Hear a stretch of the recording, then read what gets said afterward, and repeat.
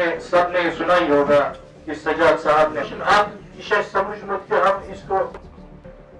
चूंकि उसी एम खतर यदि नाव मेंशन करान कि तमो कर वारिया डेडिकेशनस अंडर टेकिंग करान छे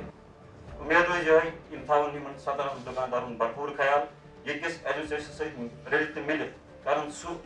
क्या इसके मिच बासान इस पर कुछ उम्मीद है मैं सजाद अहमद कादरी अल्लाह को हाजिर में रखकर इकरार करता हूँ कि बैठक सदर प्रेसिडेंट पार्टी यूनियन जो यूनियन है उसके हलफ बर्दारी की सेरेमनी थी, तो इस सिलसिले में जनाब सजाद अहमद कादरी साहब जो नौ मुंतखब सदर हैं उनकी हलफ बर्दारी हुई। तो इस बारे में